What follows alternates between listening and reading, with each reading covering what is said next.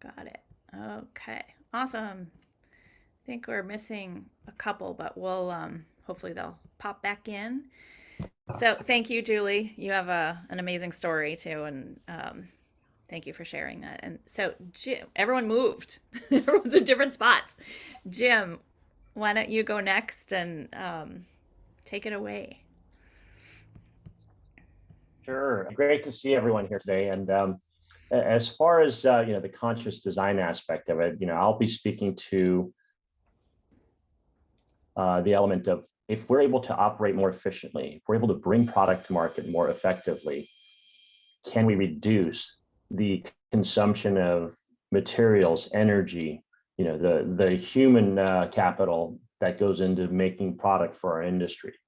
So can we alter that in terms of how we do these things and be able to generate a better livelihood for everybody that's involved?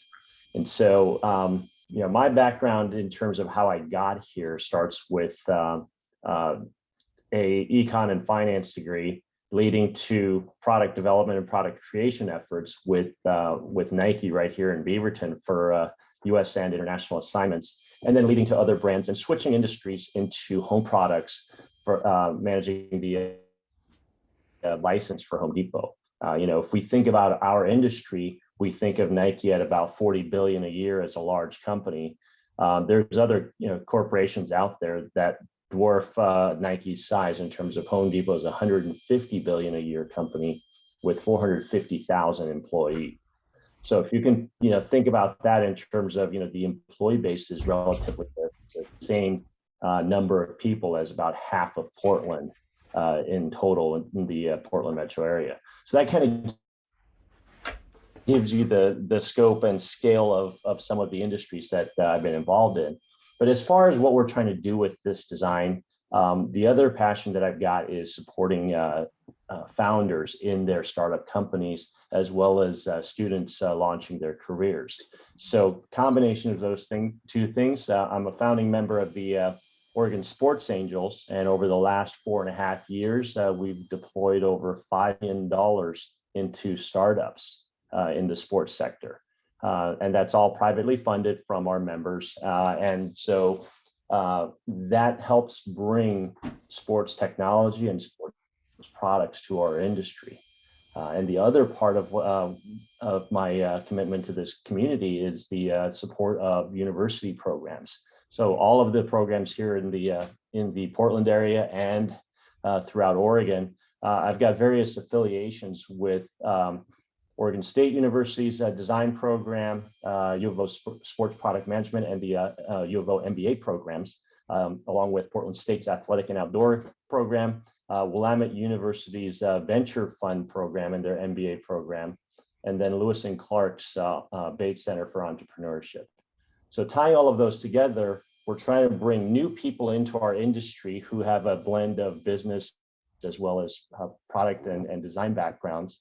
And then for those that are already in our industry, we want to make sure that you have a pathway that'll help you succeed in terms of not only launching your businesses, but also scaling up your established business into a more larger or a more, what I'll say is impactful business in the relative size that you want to grow that to. So we want to give you the tools where you can combine both your thoughts around your creative elements with the designs or product creation efforts, provide the support and the guidance for you to be able to then scale up that business and not forget about your operating plan, your market strategy, your financials, and also how to fund it. That's one of the biggest factors in this stage of business for a lot of our founders is how do you launch your business in terms of being able to get the dollars to then grow your business. So things like that are the topics that we touch on. And just to give you an example, in terms of during the last, I'll say about 4.5 years, I've looked at over 1,100 company pitches, meaning that founders have basically said, hey, I have this idea, here's my business plan. And that business plan could be anything from literally a handwritten note on a placemat, paper placemat, got one of those, all the way to like a 60-page PowerPoint deck, which was like, that was like their life story, not necessarily their business plan. So, I mean, you know, we've seen the extremes, but then we've also seen the real diamonds where a company like Quintar just signed a multi-year partnership with the PGA Tour for every one of their broadcasts on the Golf Channel and on NBC Sports.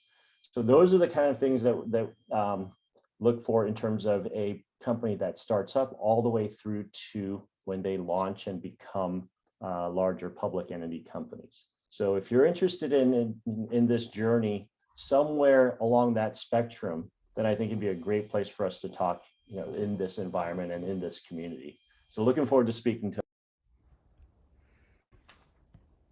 Thank you, Jim. What we often find, and I'll even say for myself as a creative, is I have the idea and I have all these, you know, great ideas and I'm so inspired and can come up with all this stuff, but how do you make it into a business and how do you really plan properly with, you know, production and financials and strategies for growth and all of that. So that's where Jim comes in as such a great resource and partner to help on the side of things that maybe the creative person isn't as strong in. So, Ian, let's go to you next. Hi everyone. Good to be here. So as Britta mentioned, I run a design firm. I'm probably the least fashiony of all of us. I've done most of my career in industrial equipment and consumer goods, refueling trucks to lasers, product toys, a little bit in textiles, but I spent a lot of time in all of those other industries, and kind of culminating a few years ago, I was asked the question, well, what makes you special? Like, what's the process you go through in order to make your products come out, and how do you do that? And so it was beginning of the pandemic. It was a great time for me to sit down and think.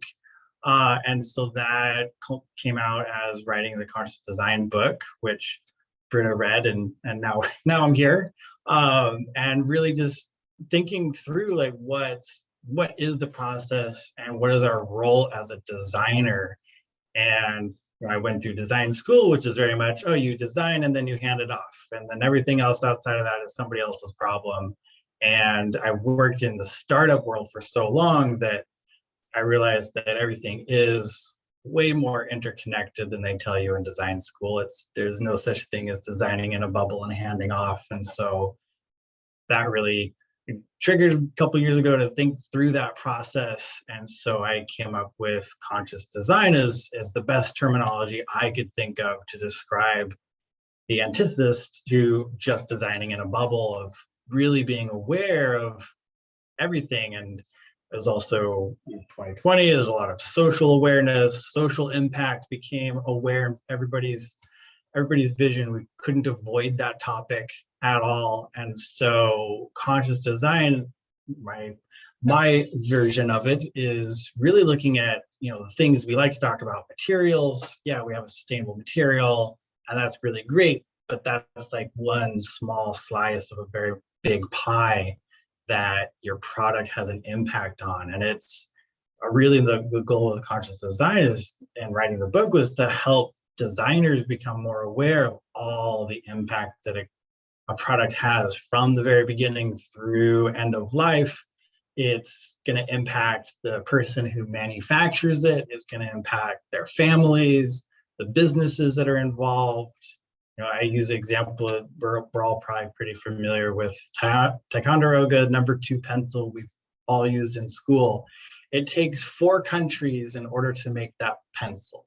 And we, even as designers, we don't always think about that impact. And that's a really simple, cheap product that's been made for decades.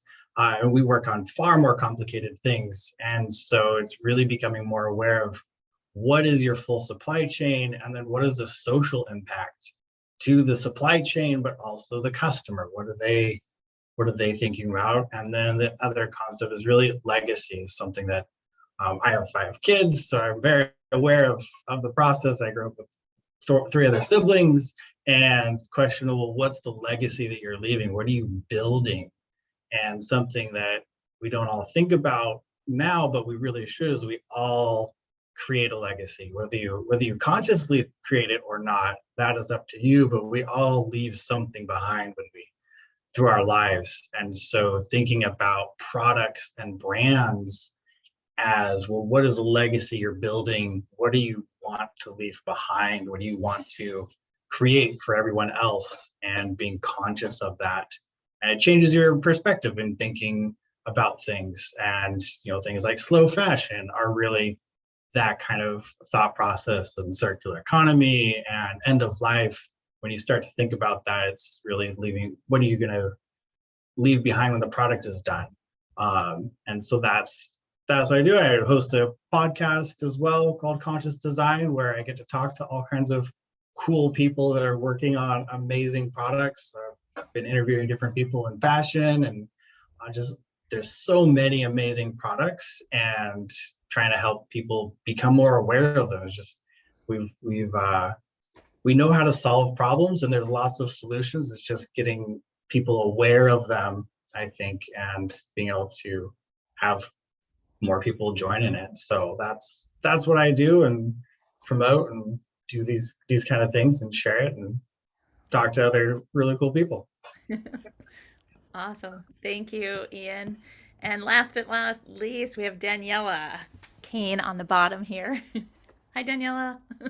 Hello. I've got a cat, and Yeah. she's a little baby, so I hope she is kind to me. Yeah, my dog just came in. Joys of working at home. All beings welcome. All beings welcome. Yeah, I'm so blown away with everybody and what they're doing, and the genius of everyone that's here. So a little bit more about myself. I've been in the apparel industry for 20 years as well. I started in athletic apparel, working for Adidas, Nike, and Columbia Sportswear. I worked as a freelancer after that, and co-ran boutique sourcing agency, design and sourcing agency here in Portland. And then about 4 years ago, my life took a different turn that came with my health issues that my daughter was suffering from, which led me to leave the apparel business or industry behind. And it was almost, while I loved it, I was also very conflicted, because I knew that the impact the industry is doing or having on the people and on the planet. And I was kind of, okay, this is an excuse now to let that go. And because of what has happened in our family, my life that went from like travel and work and being independent, and it went like whoop, whoop, whoop, whoop, whoop, really, really small in a very, very short amount of time. It was very restrictive, and the only place to go was inwards. And I was very lucky, because through circumstances, I was able to go to a meditation, 7-day intensive meditation workshop. And my life changed considerably since then. And it made me very curious. It made me very curious about human potential, how to increase human adaptability and behavior. And that led me to becoming a core energy leadership coach, a facilitator, transformational facilitator, and breathwork facilitator as well. Because what I'm finding so interesting, right? Even though we have all this information, in the last 20 years, our consumption in apparel quadrupled to 100 billion items of clothing that is produced each year, and it is slated to increase and double and double and double. And so we are throwing already a garbage truck full of textile waste away every second in the US. And so I was very curious about what is happening here on a larger scale that information alone doesn't solve. And so for me, what's going on if our wardrobes and closets are overflowing, and we still go out and believe we have not enough to wear. We have nothing to wear, right? And so that really brought me onto this journey of, because I believe the reason why we consume is because we feel this void and hole within ourselves that we're trying to fill with external things. And of course, that never really feels to wholeness. And so that's part of my journey. And there was a 360 as well, because I broke through some of my inner ceilings or inner glass ceilings, where I just believe, even though I desired to have, to create a clothing line forever, since I was a little girl. But I was so conflicted about the impact it had that I did not want to just add one more thing, because there's already too much stuff out there. And yet I shifted my belief system from the apparel industry is the second most polluting industry in the world, and I don't want to have anything to do with it, to the apparel industry is the second most impactful industry in the world. And what if we can utilize that as a vehicle to create change in the world? And so this is how this was the mindset and the foundation for me to then build Coryphe, which is ancient Greek and means expert, genius, luminary, mastermind, and really working with women, working with artisans in India at the moment, places that we have used as the Western factory floor, but utilizing and working in collaboration with them to create something that I call clean and conscious clothing. So I'm not saying, yes, sustainability and ethics, it's baked in, but it's clean and conscious clothing, high vibrational clothing for conscious women.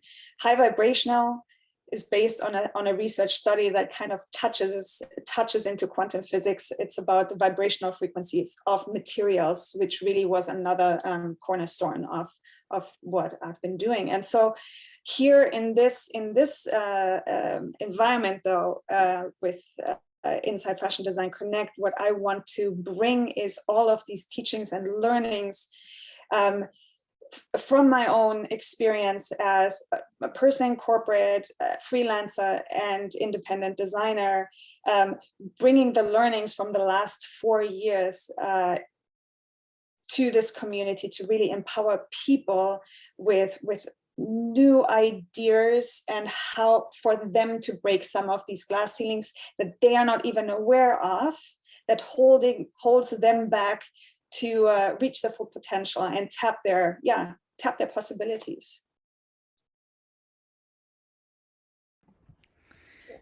It's amazing. Everyone is amazing. And it's just so inspiring to listen to everyone. And I think we all share the vision of building that consciousness into every phase of our design process. And speaking for myself, like when I was doing Nike, it was like you guys were saying, I just designed, I did however many styles that I had to crank out for that delivery and however many colorways, and then it moved on. It went to the development team, went to the factory, orders are placed, and I just start designing the next group. It's just this cycle that you go through. That was my position. And we would talk about maybe non-toxic dyes or trying to use less fabric, or maybe a recycled poly. But that was the extent of it back then. We didn't think about all those other phases and all the people that are affected along the way. And so now I'm thrilled that, it's becoming something that we have to think about, and the consumers are demanding it. So it makes us all better at what we do, and better for everyone, better for people and planet. And so it's going to be a ongoing effort. And I think the more we can try to incorporate and inspire people to consider every step along the way, the better off we'll all be. So another reason we're all here is because through IFD Connect, we are offering, this is kind of our kickoff and announcement that we're going to do some workshop classes.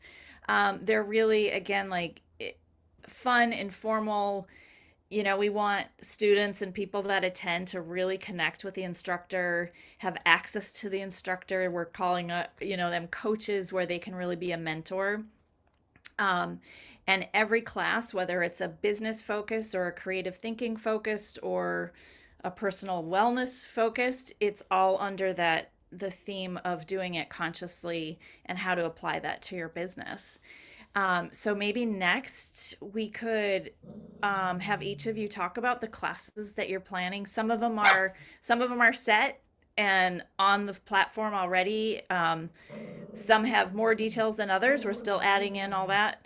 My dog is trying to talk. So there's more to come, is what I'm saying. So Julie, should we just kind of go around again and Julie share? And again, some of them are still, we have maybe the theme of the class, but not all of the details. So check back on the platform and all of that will be filled in. So yeah, Julie. Yeah, thank you. So I have 3 different classes that I am offering. So I mentioned the size inclusion is a huge thing for us, inclusion in general, but size inclusion specifically, and the lack of it in the slow fashion industry. So 70% of people identifying as women in the States wear a size 14 or above. The vast majority of ethical fashion brands go up to a size large, maybe a size extra large if you're lucky. And so I'm going to be doing a class that talks about the relationship between diet culture and size inclusion and ethical fashion. So I'm really, really excited about that one. And another class I'm offering is about fast fashion versus slow fashion and how to educate the typical consumer. So I think that sometimes in the slow fashion world, the sustainable world, we can kind of get in this mindset that everybody knows what we're talking about when we say these things. I used the word dead stock to a consumer the other day and they didn't know what I meant. So what I created in this workshop is how to kind of talk to the typical consumer, somebody that does not have the background that most of us have here in the sustainable world. So we know the lingo, we know what to look for in materials. Not everybody does, and I didn't. So that's why I created that course, is because I didn't know. I was in the industry. I owned a boutique for over 3 years and I had no idea about any of this stuff. So I created a workshop about that. And the last workshop I created is weaving social good into your business. So I didn't mention this prior, but our nonprofit and our boutique, they are 2 separate entities, but they are very, very related. So a portion of all sales at the boutique goes to the nonprofit. And during 2020, so like the beginning of the pandemic that we're still in, unfortunately, but we were able to do 3 treatment scholarships to people that needed eating disorder treatment. And that was directly because of the funds from the boutique. So, and that kept us going on those hard days. Like, because we all know how hard business is. Business is up and it's down. And especially if you're in any kind of retail, design, any of that stuff, it is so much like this. But having that social mission, having that social passion behind what you are doing makes all the difference. So I'm going to I created a course about that. So those are my 3 topics that I have developed, and I have learning objectives and everything. So I'm really, really excited about them. So thank you. Yeah. All of the information for every class will be on the platform. You can just click on the specific class and it will eventually, if it's not there yet, it'll have all the details in there. So the classes are going to be, actually, they're kind of hybrid. Some are going to be fully live and recorded. Some will be kind of a pre-recorded, maybe conversation. But all of them will be recorded and saved in there. So if it is live and you can't attend, you can certainly watch it any other time, just on your own in your own time. So everything will be available there, and it's just a matter of going in and clicking around and picking what you want. And so with that said, Trish, you want to share what your class plans are? You're You're on mute. Okay. There you go. Sorry, Thank you. because of my dog. Yeah, so I'm going to be doing some sustainable textile classes, just looking at it from a conscious point of view. So I will have a biomimicry workshop where we just delve into biomimicry and how that relates to fashion and your business and you as a person. I will be doing one which is around color. So we will look at color from the perspective of it being part of your design process, but also how it relates to other things like biophilia, how it relates to making conscious choices around dyes, and just learning a little bit about, color and your color sense and where that comes from on a more intuitive level.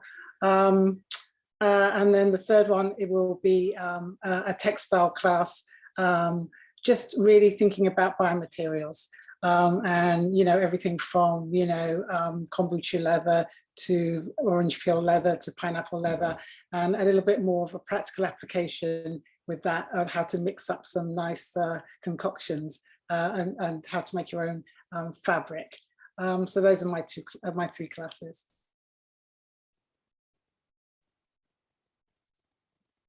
Oops, I can't hear Britta. I was gonna say, I love that we have a really nice mix of like some business and some hands-on, Yeah. and all different kinds of just kind of coming at it from different angles. So, Lejean, would you like to go next?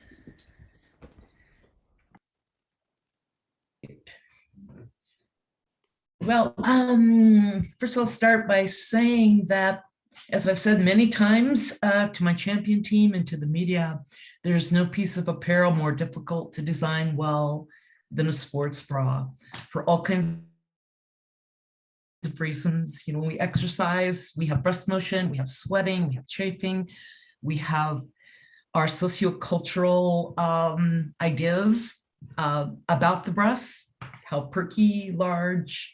It's a very convoluted topology in the front. So I would choose the most difficult product to devote my design career to. I'm really excited about teaching my class. And again, because it is a complicated, difficult product to design. So in my class, we will be discussing many different things, including the sociocultural aspects, materials, what the breast is doing, how the breast acts on the bra, how the bra acts on the breast, the technical side of it, but then I think also kind of the cultural side of it as well. And certainly coming into that conversation as well is, how do we design in a conscious sort of a way? A couple of months ago, I had a business of fashion interview. The writer, she asked me, it was around the launch of an athletic company's new sports bra line. And she said, well, they have 77 different sizes. Don't you think that that's revolutionary? And I'm, of course, thinking of all those SKUs and development and all the cost and materials, and women actually come in more than 77 discrete sizes. So I said, well, I wouldn't call it revolutionary because there's a number of brands that have made a lot of different sizes and offered them. And in my own mind, I didn't want to offer this back to her, but what I see as really revolutionary and conscious is working with materials, maybe advanced materials or ideas, to come up with designs that honor every body size and type, but intelligently designed with fewer SKUs that fit more bodies and still respect the differences. So, we'll talk about that too in the workshop. Just one thing, just kind of as a follow-up to some of the other comments, one of the things that I love to be honored with is being on the industry advisory board at Utah State University with their outdoor product design and development program. My first time on campus, I was speaking to a seminar of about 100 kids, did my presentation. And at the end, of course, there's questions. And the young man in the front row raised his hand. He said, I'm married. My wife and I don't have kids yet. I want to start my own company. I don't need to be a millionaire. I'd like to take my kids to Europe a couple of times, send them to college. How do I go about designing a marketing plan that doesn't depend on convincing people to buy things that they don't need? I'm like, oh, great question. But that is something that has really spurred my thinking ever since. That was probably 5 years ago. And what I think is really the basis of conscious design, where we design words and images and objects with really a full and deep awareness of human value, how we're connected, what we have in common, how we're diverse. It's a process for making decisions about design, about materials, about forming processes that really, honors the planet. I have much to learn still with regard to incorporating that into my design work. I'm, consulting for a very large company that is publicly held. And how is our sports bra business? How many units have we sold and how are we doing? So I really want to bring awareness and empathy into my class and dig into these issues as well, because they are so all important. Also, Julie, I want to call out your work too, is really touches my heart. I often ask the question, when it comes to inclusivity around sizing, how many miles, and it might be to a lean runner, how many miles would you run a week or a day if there were no running shoes that you could fit your feet into? And so I think that it is so incumbent upon us to not turn our backs on any person who, regardless of their size or shape, will enjoy the considerable benefits of exercise by having the gear that they need to be able to get out and move. So anyway, I really commend you for your work. Okay, that's it. Okay, this is a pain in the rear, but our timer is again running out. So we have 6 minutes. So obviously I have to figure out how to get the Zoom going properly on the pro account, but I would love to hear still from Ian, Jim, and Daniella on their classes. And then we were hoping to have conversation with you guys that are attending. If you have any questions or comments, thoughts on conscious design and how it is in your world. But I don't know if you are willing to stick around and come back to a Zoom again after this one runs out. But why don't we'll just keep going until the time runs, and if you can make it back, please do, and we'll finish up shortly after that. But Ian, do you want to mention your class briefly? Sure. Mine'll be super brief. I'm just going to be talking about conscious design from kind of the more theoretical level on how to go about it and what are areas that we could be thinking about through the process beyond just the materials, which is, again, I love the materials part. I spend so much time looking at new sustainable materials. It's very enjoyable, but there's so much else to look at. And so my course is really focused on how do we broaden our what we're observing and are looking at all the different impacts, and how do we tie that to fashion design. And we're still talking. We may actually do a second course too, so it'll be up on the website as we get that one figured out. Yeah, Great, thank you. Jim. Well, guys, I'll be similar to Ian, that I'll keep in terms of the course that I'll be speaking to is built around what we want to do for founders and creatives who want to launch their business or scale up their business. So this is not only the strategy of how they might go to market, but also operating plans, financials, and also the elements of how you want to communicate their brand. So some of the go-to-market marketing efforts. And so put those pieces together.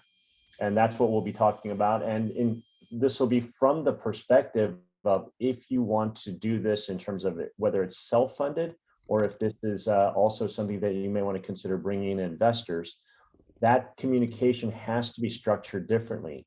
So depending on which pathway you choose, it could be a combination of operating plan or how you want to consider your fundraising efforts as well. So we'll tie that in, and we'll throw in a little bit there for some of the MBAs and the university programs where if you have an idea, one of the best times to launch a business like this in our industry is when you have literally no responsibilities outside for yourself. So what a great time to take some risks and try to see if you can make things work at an early stage in your career. So we'll look at it from all of those avenues and see what we can put together for how we might help founders and creatives launch and scale their businesses. Awesome. Daniella. Sounds amazing. Oh, so mine aren't classes. There are transformational workshops, and they are all about raising the consciousness of the designers, because if we want to create consciously, if we want to design consciously, it always starts with ourselves first. We need to be conscious about ourselves, our own patterning. So it's kind of, they're all around making the unconscious patterns and lens through which we see the world conscious.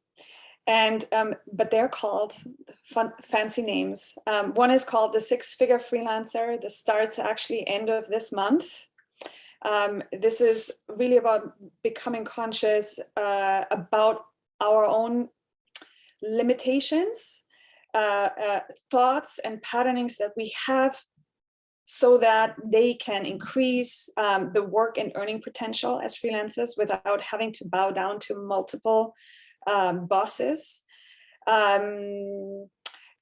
Learning and understanding their current earning ceiling, like what is their glass ceiling in terms of what they can earn and what they believe they can earn, and breaking through that. And then also guiding towards how to stand out in a competitive marketplace. The second one is corporate design superstar, how to really create impact, influence, and income working within a corporation. And then the last one is superhuman creativity, to really increase the consciousness and really broadening that and extending into the field, because there are incredible designers out there who are working on so many different, like they are pulling creativity from somewhere, right? And it's not from the head. Like a Virgil Abloh, he wasn't sourcing the information from his head and from his ego. So it's really not teaching, but having people to have a transformational experience in that. I have to unmute here. So that was a very quick version for the last couple of you. So we wanted to just open it up also for questions and conversation. We have less than a minute on this Zoom, so if you are interested in coming back and just chatting with us for a few more minutes, please do. But I'll just say thank you for coming to our first live event. And besides the Zoom time limit, I think we did okay. So yeah, if you can chime back in if you want for a few minutes just to chat, please do. If not, totally appreciate you coming and supporting IFD, and I encourage to have students sign up and we can start conversations there, and just working towards building the community so that we can all kind of keep supporting each other and working together. So I'll end this and see who pops back, and we can keep it brief if you want to just come and say a goodbye, and we'll maybe see you then.